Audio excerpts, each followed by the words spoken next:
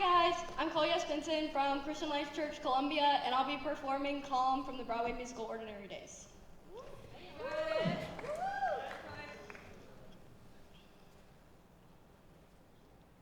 So, I am on the 6th train heading uptown to my lit professor's office. Light years off of campus, don't ask me why. I'm sandwiched in between this guy who's literally drooling and some European hipster who, well, let's be honest, smells Woody Allen heard Gershwin in the air when he thought Manhattan. But I'm not so impressed. I hear like Philip Glass at best. I wish I could take a second to get calm, but it's not working because like clearly I'm a magnet for a special breed of psycho who think being weird's a valuable use of time. And when a book likes to wander on its own across the city, carrying with it my whole thesis I need to write like now. I don't remember the Muppets getting hyped when they took Manhattan, but my own diagnosis is I'm creeping towards psychosis because I cannot find a place to get calm. It's really hard, you know. I tried to take up yoga, but you'd be surprised how many folks don't think deodorant is zen. I even saw a life coach who told me I should breathe, just breathe. But every time I took in a breath, I visualized that life coach's death. She's having brunch at Cafe Pier, and she's choking and choking and choking and choking, till finally she's calm.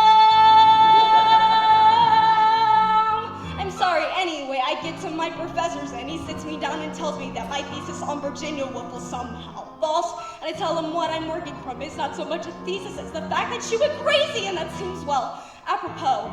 My professor just tosses back his head at a dry Manhattan. I'm wondering which will kill him quicker, the Big Apple or the liquor, when suddenly I panic and I tell myself I must get someplace calm. I up and run toward Penn Station like I'd swear my head was ready to blow. I hop a train to Jersey just as fast as any person can go, and 90 minutes out I get off at some provincial hamlet I've never heard of. There's a real estate office right on the block. I can afford a 2-bedroom. I go and just shock. I think, what the heck? I write a check, 'cause there's sunlights and closets and laundry, but mostly it's calm, calm, calm,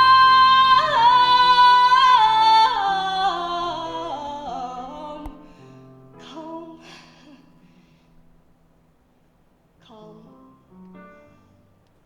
really calm, strangely calm, like Times Square at 5 a.m. calm, like totally freak me out calm, like I'm slowly gonna go crazy and throw myself off the balcony calm. Dang it. So, I tear up my deposit and I head back to Penn Station. Of course, the subway's broken, so I walk 4 miles home. And like 14 hours later, I get back to my apartment with my crazy, spastic roommates in a room, well, of my own. I've got this black and white poster on my wall that says my Manhattan, and I point with my finger, but I let my gaze linger. I notice how the people look like tiny specks of gray, all haphazardly arranged just like they were in that Monet.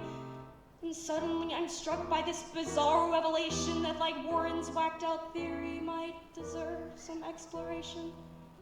I sit on my bed and realize I'm finally